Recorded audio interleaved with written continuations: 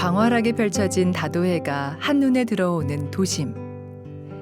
1897년 개항 이후 간척과 매립을 이어와 끊임없이 확장하는 항구 도시 목포. 도시 면적의 80%를 바다 간척과 갯벌 매립으로 만들어낸 고장. 호남선 열차의 출발이자 종착점. 목포에서 신의주까지 연결되던 1번 국도와 부산으로 이어지는 2번 국도의 기점이 있던 곳. 일제가 전국에서 수탈한 물자를 나르기 위해 만든 아픈 역사가 남아있는 곳. 근대사의 출발과 함께 확장한 곳이기에 지붕 없는 박물관이라고도 불리는 곳 목포입니다. 와, 지금 네, 이 외경부터가 남달라요. 예, 예, 그렇죠. 예. 이 건물은 네. 예, 1900년에 지어진 구일본 영사관 건물입니다. 아, 네. 그렇군요. 네, 그래서 그런지 이 지역 다른 건물보다 좀 외관이 좀 독특하다 했더니 그런 또 역사적 예. 사실이 있었네요. 우리 목포에서는 가장 오래된 건물이고, 와. 예. 그리고 이 건물을 올라오시다 보니까 위압감이 있잖아요. 네네. 예, 그리고 빨간색 벽돌이다 보니까 예, 그런 느낌이 더 받게 되고, 그러니 우리 조선인들은 이 구일본 영사관을 보면서 얼마나 예, 힘들었을까 생각해 보실 만도 하시겠죠.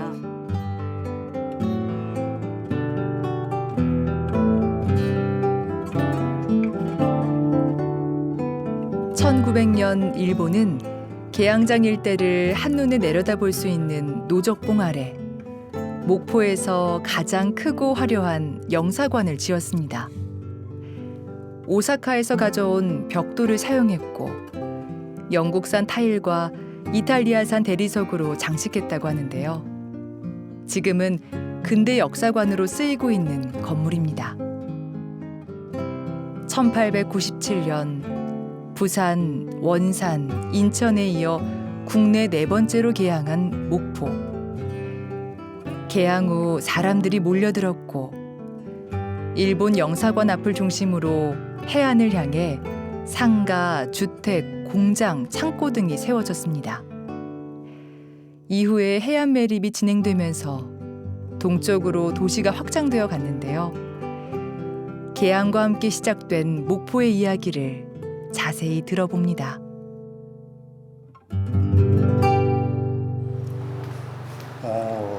네. 지금 보면 뭐 진도 그렇지만 예. 여기에 보면 근대 도시로서의 목포는 출발이 그렇게 이름표는 아니었나 봐요. 아, 그래요?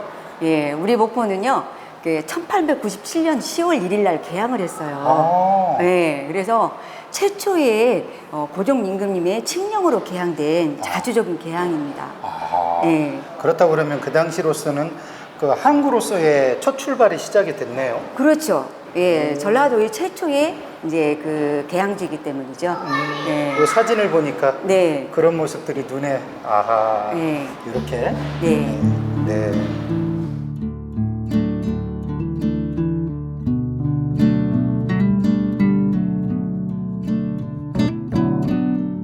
근대식 계획도시 목포. 목포를 이야기하면서 빼놓을 수 없는 곳이 바로 목포 오거리인데요. 일본인들이 거주하던 유달산 남쪽의 남촌과 값비싼 도심에서 밀려난 조선인들이 거주하던 북촌. 두 동네의 경계인 목포 오거리는 늘 팽팽한 긴장의 장소이자 많은 사람들이 모이는 저작거리였습니다.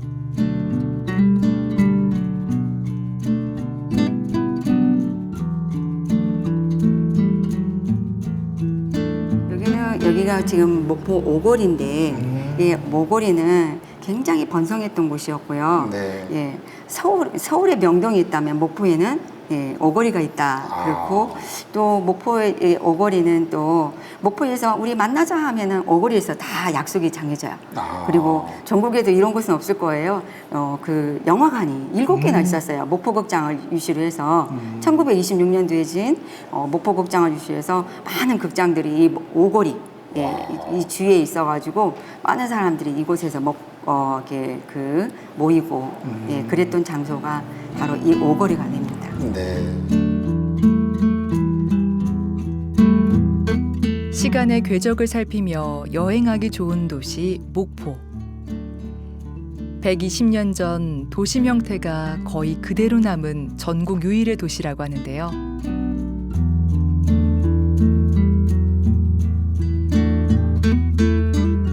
지금도 목포 오거리 인근에는 등록문화재로 지정된 근대 건축물이 많이 남아 있습니다. 대한제국시대, 일제강점기, 해방 이후의 생활사를 동시에 보여주고 있는 도시. 개발이 늦어지면서 일제강점기의 주요 건물과 적산 가옥이 구도심에 고스란히 남게 되었는데요. 그 덕분에 대체 불가능한 레트로 여행지로, 지붕 없는 살아있는 박물관으로 근대 역사와 현대의 낭만이 어우러져 묘한 매력을 내뿜고 있습니다.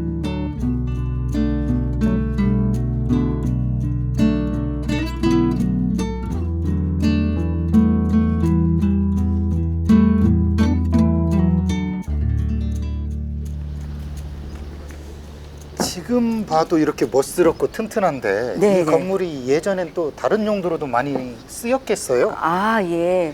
처음에는 구일본 영사관이었다가 이게 이사청으로도 사용을 했었고 1910년도에 또 우리나라가 이제 강제로 한일 병합이 당하면서 예, 목포 부청사로 그리고 이제 1945년 해방이 되면서는 목포 시청사. 아. 예. 그 다음에 이제 시청 이제 인구가 많이 늘으니까 시청에 옮겨가고 여기는 학생들이 공부하는 도서관. 아. 예. 그래서 학생들 제 나이 또래 학생들 있던 그 시기 때는 많은 분들이 여기서 공부했던 기억을 갖고 네, 있겠네요. 예, 그렇죠. 예. 지금 이곳은 어떤 곳이죠? 아 여기는 방공호예요. 예. 예, 이건 방공호인데 와우. 예. 태평양 전쟁 때 유적이라고 볼 수가 있어요. 네.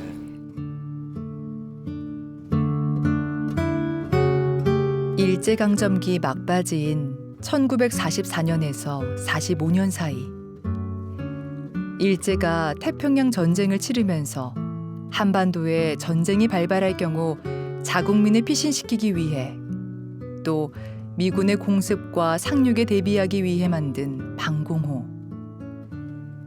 조선인 강제동원의 뼈아픈 역사 현장이라 할 수 있는데요.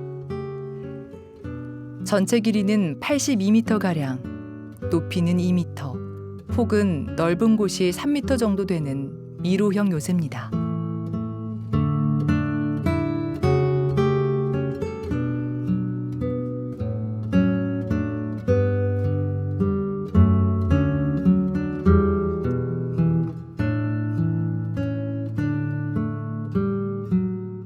단단한 돌산을 정과 곡괭이만으로 파는 일이 얼마나 힘들었을까요?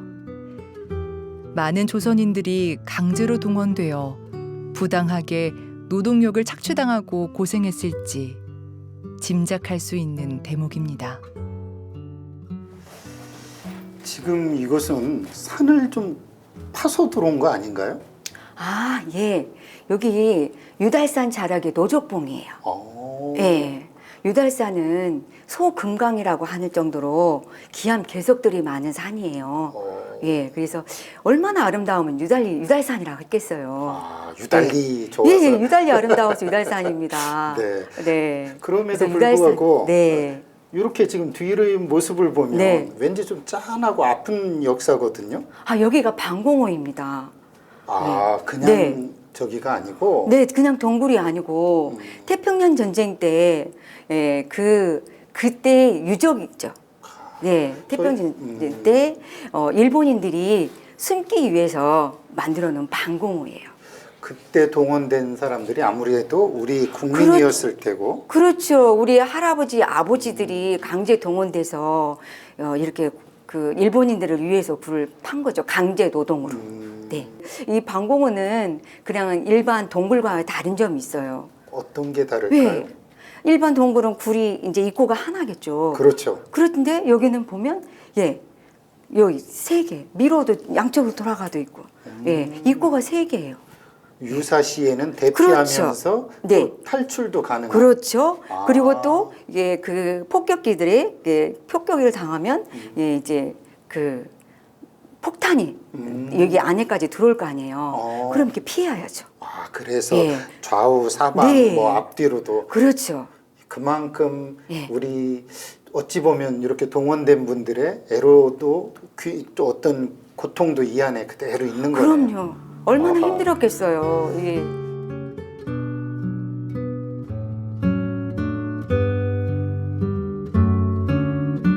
일제의 침탈과 강제 노역의 증거인 방공호. 여전히 아픈 역사의 흔적으로 이렇게 남아 있습니다.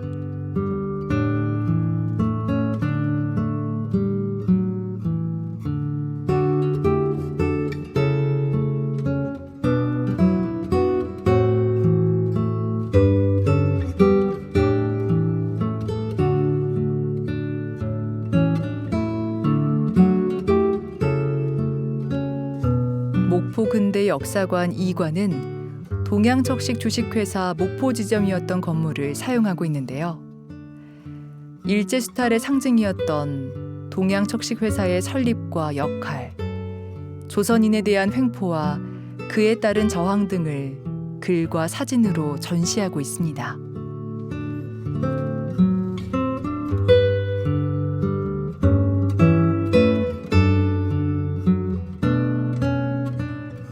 지금 이렇게 보이는 게 저울이죠? 아, 맞습니다. 예, 저울인데요. 예, 과거에 조선 총독부에서 제작한 저울이에요.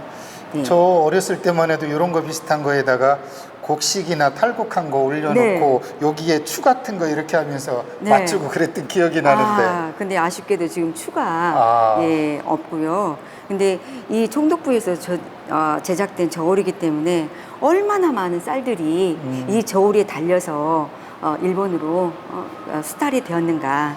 예. 그럼- 이 저울이 무슨 죄가 있으니만. 그렇죠. 예. 이렇게 어떤 수탈의 흔적인 저울이 여기에 있고 동양척식 주식회사가 여기에 있다는 것만으로도 어떤 수탈 내지는 또 곡식들의 이동 뭐 이런 것도 좀 엿볼 수 있었겠어요. 아, 그렇죠. 예, 원래 동양척식 주식회사는 목포에 있었던 게 아니고 나주 영산포에 있었어요.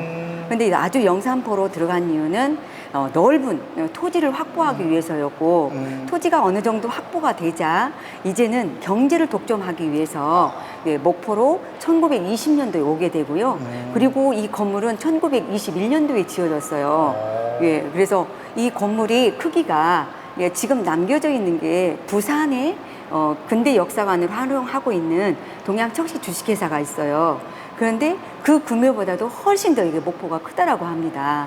예, 그 이유는 그만큼의 많은 수탈이 있었고 이제 17개의 농장을 관리하면서 그 많은 수탈이 이제 일본으로 이제 빼앗겼다라는 거죠. 그것을 알 수 있는 곳이 이곳이네요. 바로 이곳이죠. 예, 네. 예. 목포항을 통해 일본으로 쌀을 공급하는 일에 관여했던 동양척식 주식회사. 직접 쌀 수송에 참여하고 생산량을 늘리기 위해 지역별로 쌀 생산 경진대회를 하기도 했는데요. 당시 동양척식 주식회사 9개 지점 중 목포 지점의 소장료 수익이 전국 1위였다고 합니다. 대체 얼마나 심하게 수탈을 했던 걸까요? 토지 관리를 빙자해 수탈을 자행했던 가슴 아픈 역사의 현장을 이곳에서 마주합니다.